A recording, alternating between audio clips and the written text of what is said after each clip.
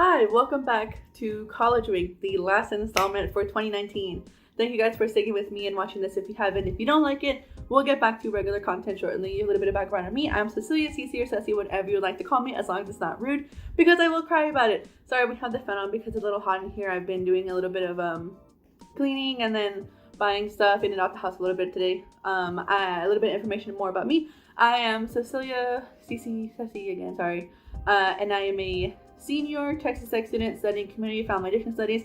If you're wondering what that may be, it is a marriage between psychology and social work, and then that's my major. It's a little just about helping people with what essentially I want to help people. That's regardless of whether it's therapy, finding the resources that they need, or financially. That is what I want to do when I graduate. Okay, so today we're going to be talking about managing your time and kind of just like a little end all be all, and then if I think of anything else, obviously like I will totally include it in another segment, or we'll do a little Q&A later about college and stuff. College is very, very hectic, and I'll let you know that also as well that sorry, my cat's like right here being a little poo-poo caca stinky head. Essentially college is very rough and hard. I will let you know now that I was not prepared as much as I thought it was for college and time management, because I had a 1.9 GPA and I was on suspension, and I had to pay $200 for the class and for the book, and it was a nightmare, and it sucked, and I hated every single second of it. But yeah. So what is college even like? This is basically for if you're a freshman or if you are in college, any of that good stuff. Here's my little key. But yeah, what is it like? What does it mean? So basically, you will take like 12 hours, meaning that you have 4 classes that are 3 hours, meaning that you meet for approximately 50 minutes, Monday, Wednesday, Friday, or you'll do an hour and 20 minutes, which is typically Tuesday and Thursday classes, and you will have that from like August to like the first week of December, end of August, 1st of December, and then you'll have finals and all that good stuff. So you have your classes, we have that already. Let's say we want to do study time. So that's 2 hours. So that's already an additional like 2 hours each day. So that's 14 hours plus 12 on top of that. And then we want to join a student organization, and then they meet like an hour every week. And then you also have to volunteer for them. So that's more hours that you're spending. Basically college is just extremely hectic with like student organizations, volunteering, and if you're in a sorority fraternity, it's even busier than that. If you are basically any extracurriculars, if you're an athlete as well, you basically have 0 time to yourself. You are either training or studying or doing any other of that good stuff. But yeah, how can I even begin to manage my time? So after your first semester, you'll typically realize, okay, here's where I went wrong. Here's where I could have studied a little better. Maybe I need to just party less, because you also want to hang out with everybody else. You want to do what all the cool kids are doing. You know, you don't want to be in your dorm by yourself, unless you are that kind of person. That's totally fine as well. You'll probably be doing better in your classes as well. But yeah, so what are some tips that I recommend for doing this? Go to class. A lot of people will skip class and then they'll be like, I don't even know where I am anymore. I had a potential to get an A in a class, but then I skipped about 70% of the class, and I ended up with a C because she just didn't see me in the class anymore, and she was like, okay. And that was methods of HDFS, which is kind of like a stats class, but talking about data. It's really annoying. It's basically like a data class that talks about how you actually you're doing the formulas that how people find like the median, not median, but like the, I don't know what it's called, but it's like whenever you read articles, like peer-reviewed articles and stuff, and they'll say, oh yeah, so our mean of students who had this certain disease or mental illness was like 2.1, which meaning that it may be like 5 out of every 100 students on campus have like depression or something like that. Basically how they come to like those numbers, that's what that class was. It was a pain in my ass. Sorry to speak French or whatever. This video is going to be all over the place too, because I don't really know what else to talk about. I actually had like a bunch of topics, but college is just really rough, and if you're like me and didn't know how bad it was going to be, you don't really know what you're going to expect. So this is more like for first-gen students. Expect to be busy, expect to not have really like a lot of time to yourself until the remaining semesters, and expect to make some sacrifices. Sometimes you might not be able to go out because you have a test. please put your grades over hanging out with other people. Your friends will be there for 4 years. Don't sacrifice your education because of a partner or a relationship or friendships, all that stuff. You're there for a reason, whether it's like you want to make money from your family, or you are wanting to be better, you're wanting to get out of poverty, any of that stuff. You're there for you first. Unless you're there for like an MIS degree or just for sorority fraternity life, it's just difficult. One thing I recommend is getting a planner. I'm not a planner person. I have like 4 of them and I never filled up any of them, but it's good to know that like to schedule like your appointments, therapy appointments, doctor's appointments, advising, financial aid, all that good stuff, because you have one place to look at everything. And if you're someone who's less traditional with like writing it in paper, you can always go on Google, I think it's Google Calendar, and you can put in all that stuff on your phone. You can even have a little widget like to put it on your phone if you have an Android, and you can put in all your appointments, all that stuff on your phone as well. There's also applications that will like turn off your phone or like not let you go on anything for like 2 hours or an hour at a time. There's also if you have Chrome as well, again on your laptop, there's also a little extension that will block you out of doing anything but your homework.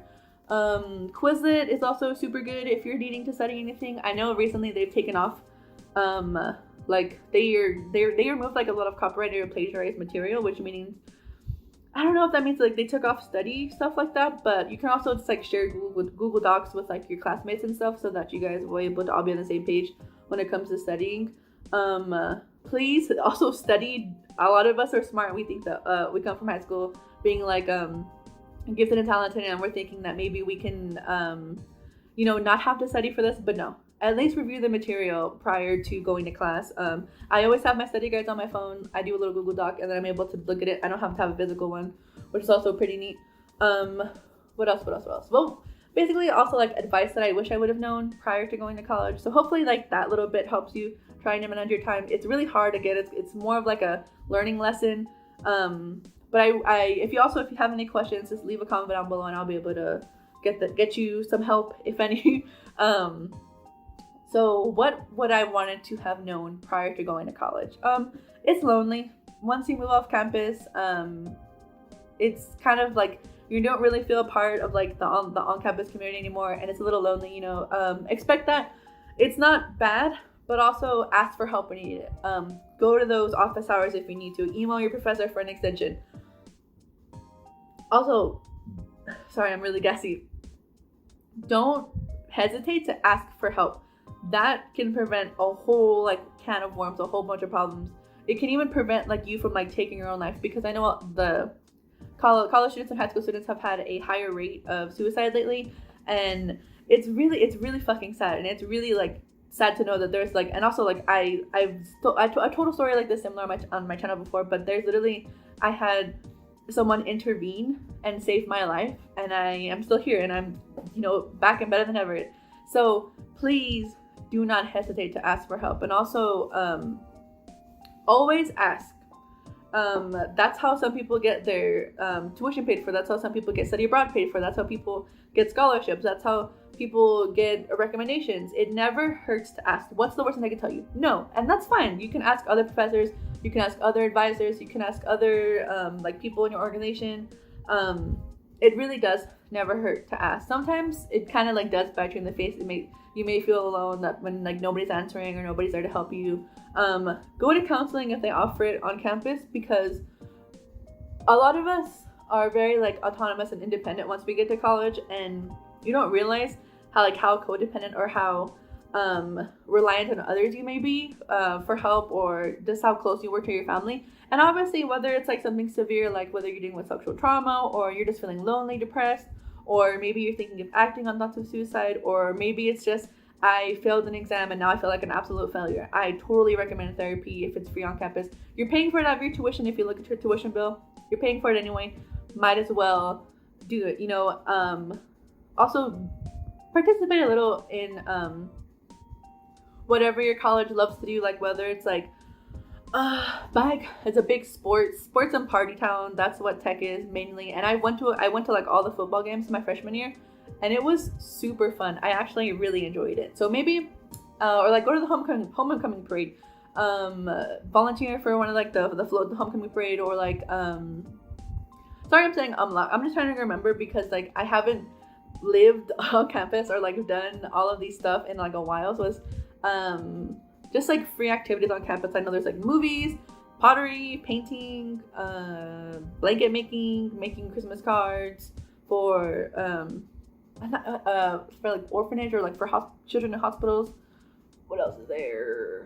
Any activity you've ever like done for fun or like for hobbies, they have for free on campus that you can participate in, and that's how you can get to know people as well.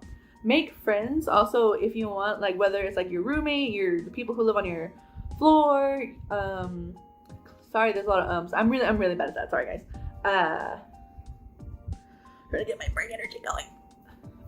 Classmates, co-workers, anything. It's better to have at least one friend rather than feeling like you're so alone in a big old sea of people, because college is a life-changing experience for many, and especially if you're a first-gen student.